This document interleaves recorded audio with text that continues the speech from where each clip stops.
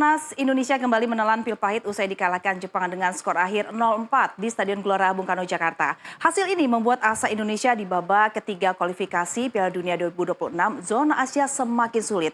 Dan untuk mengulas lebih lanjut terkait laga Timnas Indonesia kontra Jepang, di studio saat ini sudah hadir pengamat sepak bola Juprianto Alexander. Selamat malam Bung Jupri. Selamat malam, Gati. Salam olahraga. Salam olahraga, tetap semangat. Tetap semangat walaupun hasil tadi mengecewakan. Oke, mengecewakan. Namun kacamata dari Bung Jupri seperti apa sih tadi permainannya dengan hasil 0-4? Iya, ini tadi sebenarnya kalau kita lihat pertandingannya berjalan baik ya. Kalau kita bicara bagaimana 30 menit awal, kita mampu membuat Jepang yang kita tahu juga berada di ranking 15 dunia dan membuat mereka kerepotan. Dan berapa peluang kita lihat juga tercipta, bahkan Ragnar Uratmangun tadi di menit ke-9 hampir saja. Peluang besar di situ Itu ya? peluang terbaik saya kira di pertandingan selama 90 menit. Dan sayangnya kita lihat bagaimana momentum ya. Momentum dari Ragnar tadi, dia agak terlambat, kemudian pergerakannya mampu ditutup dan akhirnya tidak terjadi gol. Dan setelah itu kita lihat beberapa peluang lain juga tercipta. Kevin Dix juga membuat crossingnya sangat baik juga, tapi lagi-lagi kita lihat bagaimana antisipasi ya.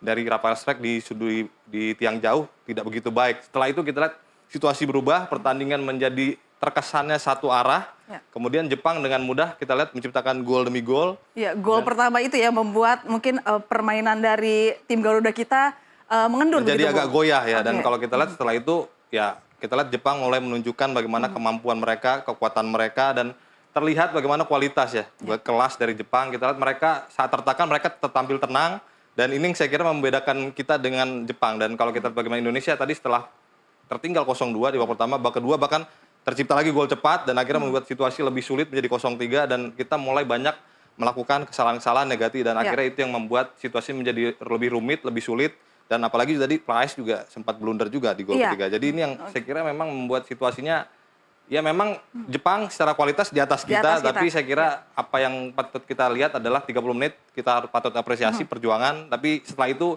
konsistensi bagaimana bermain sepanjang 90 menit itu yang belum terlihat. Iya, nah di 30 menit memang membuat kita berharap besar ya, karena kita melihat semangat dari Timnas Indonesia itu seperti dapat mengimbangi. Nah, apa sih yang menyebabkan tidak bisa konsisten dari semangat dari Timnas Indonesia itu untuk mengimbangi dari Jepang begitu? Ya, ini kan sudah di babak ketiga ya, artinya kalau kita lihat lawan-lawannya memang tidak ada yang mudah. Bahkan Jepang kita tahu kan unggulan pertama di grup ini, dan terpenting adalah dalam setiap pertandingan bagaimana para pemain bisa lebih klinis. Artinya begitu ada peluang harus cetak gol.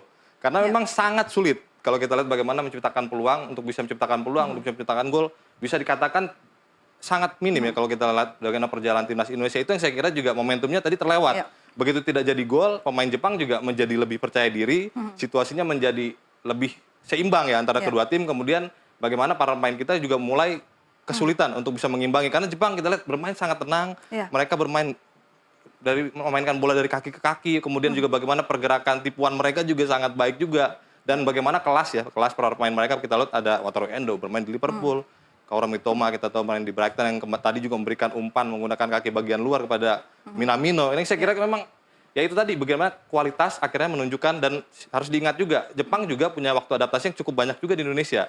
Dengan waktu pertandingan yang mundur, waktu adaptasi menjadi sama gitu. Jadi saya kira juga Jepang secara performa sudah lebih matang, dan timnas kita lihat memang masih butuh perubahan ya ke depan. Oke, iya. Dari segi penguasaan lapangan, peluang gol, ini Jepang lebih dominan, sebanyak 76% dikuasai oleh Jepang. Sedangkan Indonesia kurang. Nah, itu bagaimana melihat permainan itu, Bung? Ya, saya kira memang sejak awal ya strateginya dari Sintayong adalah tidak penting bagaimana penguasaan bola harus kita kuasai dengan dominan. Tapi kita lihat memang Jepang secara kualitas unggul, secara kemampuan mereka unggul. Jadi saya terlihat bagaimana pendekatannya adalah kita bermain dengan strategi counter attack. Artinya mengandalkan serangan balik, dan 30 menit awal tadi beberapa kali kan kita lihat juga beberapa kali serangan-serangan balik kita juga cukup baik dibangun. Karena pergerakan Kevin Dix tadi yang bermain juga tidak lama karena akhirnya cedera juga, digantikan Sandy Walsh. Kemudian ini yang saya kira juga cukup merepotkan, bagaimana Mitoma juga di babak pertama dampaknya tidak terlalu oke, tapi situasinya begitu ya itu tadi, saat peluang tidak terjadi gol, akhirnya momentum didapat, dan ini yang akhirnya membuat Jepang sepertinya lebih gampang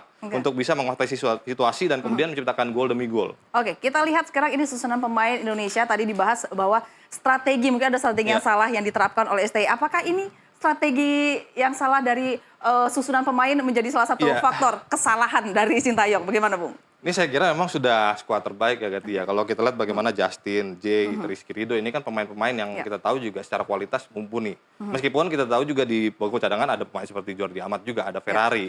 Tapi kita lihat bagaimana kapasitas juga dan kualitas. Bahkan kalau kita lihat Soroti di sisi kiri, Verdong bermain sangat baik. Bahkan kalau kita lihat bagaimana dia disiplin dalam mengawal pertahanan di sisi kiri. Tapi lagi-lagi kemampuan kita, bagaimana kita konsentrasi, kemudian juga fokus para pemain, itu yang saya kira juga agak berkurang ya. Apalagi setelah tadi Martin Paes juga blunder, bagaimana bola juga ditendang ke arah gawang, kemudian Jay juga lewat tadi bolanya. Itu yang akhirnya membuat situasinya menjadi lebih rumit dan lebih sulit ya. Dengan tinggal 0-3, harapan untuk bisa menciptakan 3 gol, apalagi melawan tim sekelas Jepang, saya kira juga akan sulit ya. Dan di depan kita lihat bagaimana Yakob juga cukup rajin juga untuk bisa membantu recover ke pertahanan. Dan di depan ya tadi kelemahan kita memang kalau kita bisa katakan dari pertandingan-pertandingan di fase babak ketiga ini, bagaimana Ragnar dan juga Rafael Strijk pemain yang saya kira baik, tapi memang tidak cukup tajam untuk bisa memanfaatkan peluang.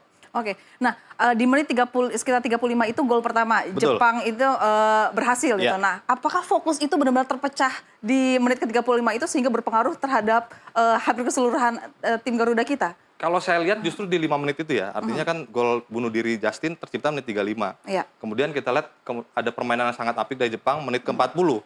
Minamino menciptakan gol kedua. Jadi 5 menit ini membuat Ini yang krusial di sini. iya krusial. Akhirnya begitu kita kebobolan 1, kemudian belum sempat recover, kita kemudian kebobolan lagi. Nah ini yang akhirnya membuat para pemain kita seperti kaget juga menghadapi memang kalau kita lihat Jepang memang secara performa sangat baik dan mereka sangat tenang juga. Dan di babak kedua pendekatannya mungkin akan lebih agresif, mencoba untuk lebih agresif untuk bisa menciptakan gol.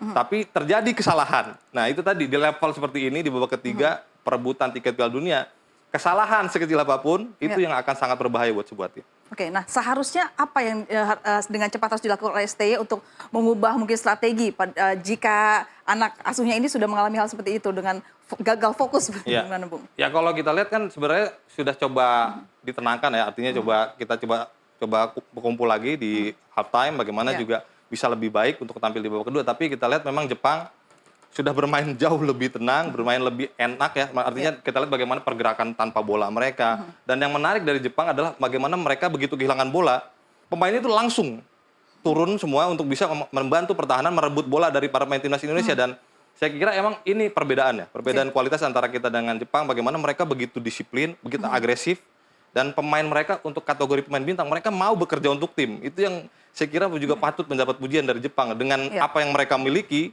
dengan situasi yang mereka dapat juga, mereka sudah 10 poin loh dari 4 pertandingan. Tapi mereka ingin cepat-cepat untuk bisa merebut 3 poin berikutnya dan langsung bisa mengamankan tiket Piala Dunia. Dan sekarang situasinya sudah 13 poin, tinggal sedikit lagi juga Jepang. Dan kita sejauh ini memang Gati ya bisa dikatakan dengan apa yang diraih oleh Cina, 2 kemenangan beruntun, dan kita belum mendapatkan hasil yang positif. Juru kunci, ya itu harus diterima karena memang persaingannya begitu ketat. Oke, nah kalau kita bicara mengenai lini tengah, ini kan sangat berpengaruh untuk pertahanan di situ. Nah, seperti apa? Apakah harus ada di koreksi di situ? Tapi nanti kita akan jawab di segmen berikutnya. Tetaplah bersama kami di Antv Sport.